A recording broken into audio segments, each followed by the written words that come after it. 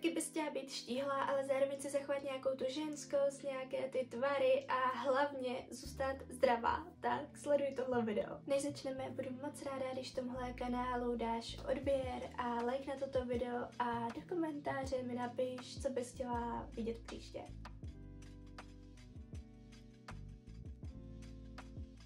Tohle video jsem se rozhodla udělat protože si myslím, že to je takový gól hodně holek.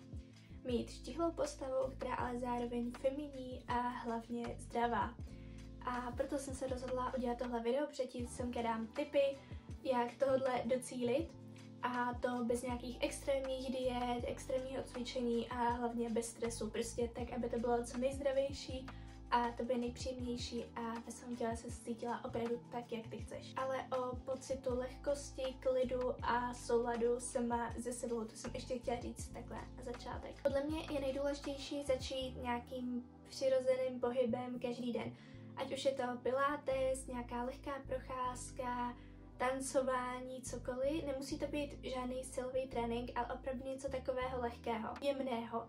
A důležitá je v tom podle mě hlavně ta pravidelnost, aby to prostě nebylo jednou za měsíc nebo jako úplně nárazově, ale třeba 2x, 3x týdně aspoň, nebo třeba lehká procházka, jako samozřejmě aspoň každý den a tak, ale třeba ten pilates nebo nějaký to tancování, jakože prostě párkrát týdně, aby to bylo jako pravidelně. Já jsem si dřív myslela, že abych tady těch cílů dosáhla, tak musí být 5x týdně ve fitku, úplně tam na sobě dřít a popravdě teďka, když jdu prostě denně na nějakou lehkou procházku, tak mi přijde, že to má mnohem lepší výsledky, než když jsem byla v tom fitku jako pořád a jako nevidím, to nevidím.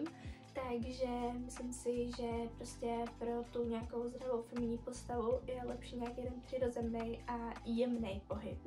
Ne nic určitě přehnaného, silového.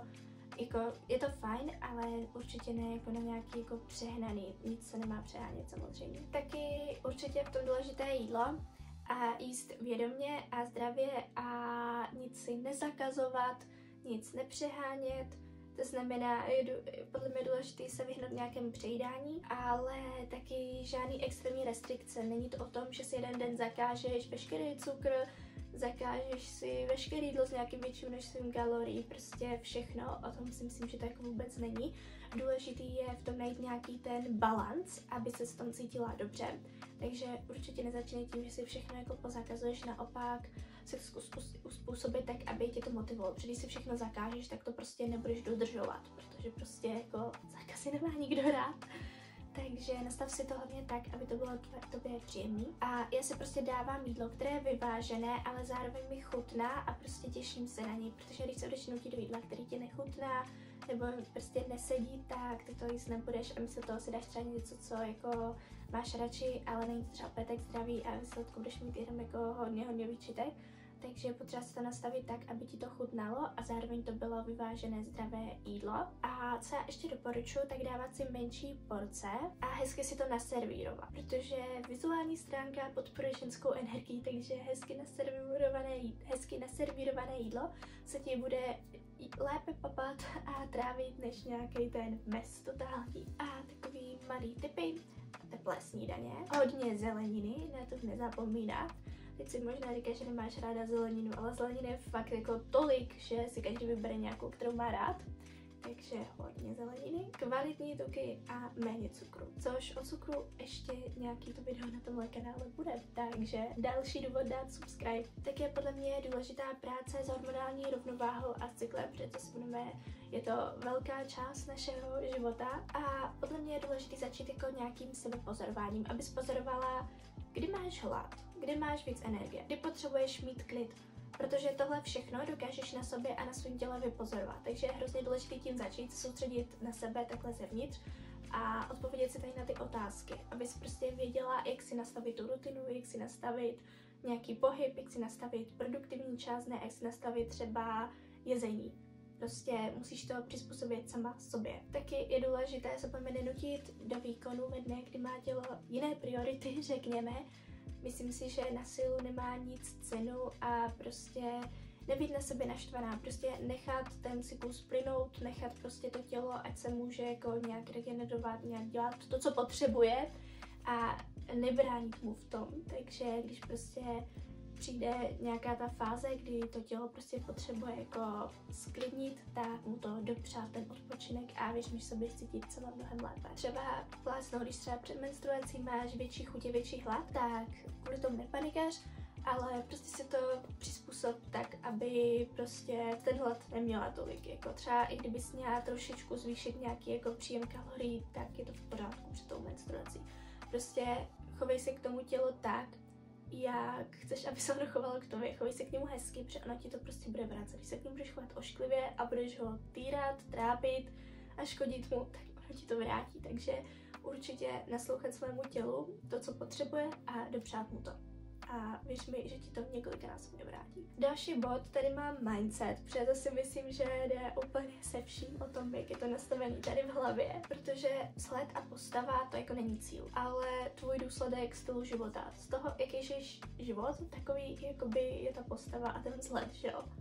To prostě není jako něco jako daný, to je prostě o tom, jak ty k tomu přistupuješ. Taky přístup, nechci se trestat, ale chci se o sebe starat. Když se budeš trestat, tak to povede akorát k tomu, že se nebudeš mít ráda, budeš furt frustrovaná, prostě ono to nejde nemít rád sám sebe, jako s tím se blbě funguje, takže mít opravdu ten mindset nastavený, abys měla samu sebe na prvním místě a dělala ty věci pro sebe, tak aby ti to přinášelo radost, protože potom jakoby i všechno kolem tebe bude prostě vypadat líp, takže určitě nemít mindset o tom, že se musíš trestat za každý prohřešek, i preventivně se trestat, ne, vůbec nic takového, naopak se o sebe je potřeba starat.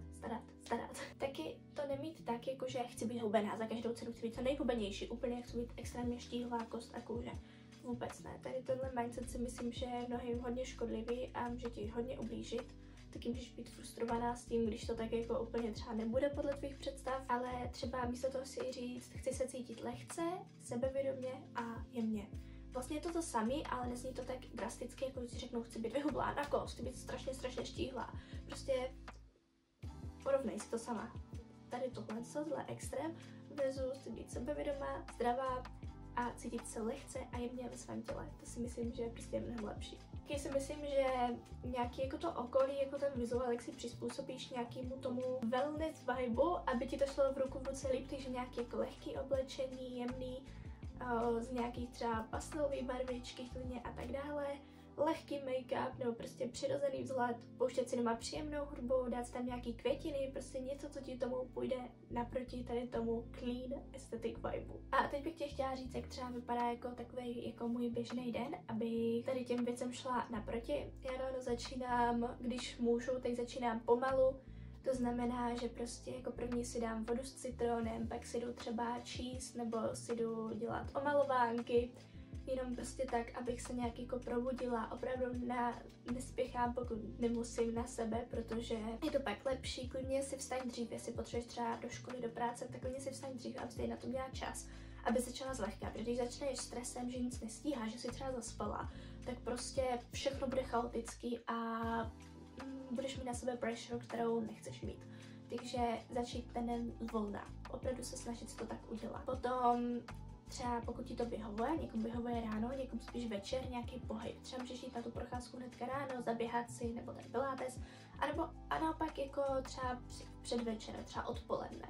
Mně to víc sedí odpoledne, ale každý to má jinak. Taky se vyhradit čas na oběd. Prostě někteří lidi, já si mám taky problém, že když nestíhám, tak mám tendenci přeskakovat oběd. Což je strašně špatně, takže mít stanovený jako prostě časy, kdy budu jíst, kdy budu pít. Věř mi, že jako možná ti to teď zní jako úplná blbost, ale když to máš fakt jako stanovený a dodržuješ to, tak ono to vypadá pak všechno úplně jinak. Taky mít nějakou čas na tu večerní rutinu, prostě třeba na tu skincare, na nějakou pleťovou masku, na oblíbenou knížku, oblíbený seriál.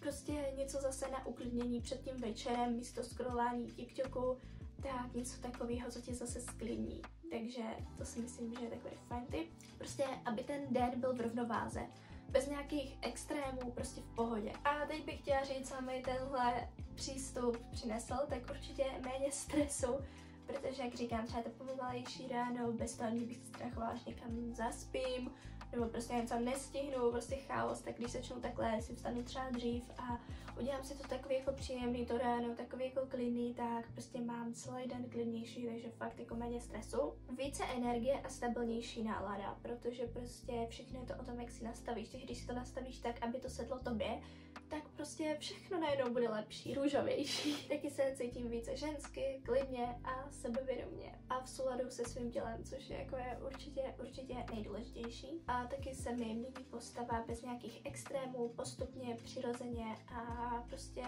začínám tam ty vidět změny a vlastně mi ani nevadí, že to jako není na druhý den, že to tak jako postupně, protože aspoň jako si mám na co těšit a vím, že to je jako zdravý. Protože kdyby se to měnilo rychle, tak je pravděpodobně něco dost nepořád. Zkusme schválně do komentářů napsat, co z těchto typů tě zaujalo nejvíc. Já budu moc ráda, když mi to dáš vědět. A nebo mi dejte mě vědět, co tobě funguje. A neboj se taky sdílet svůj příběh, budu hrozně ráda. Takže já děkuji, že jsi to dokoukala až sem. Budu moc ráda, když dáš odběr tomuhle kanálu, like na video a do komentářů můžeš napsat jednu z těch zmíněných věcí, které jsem řekla předtím. Tak zase u dalšího videa. Ahoj!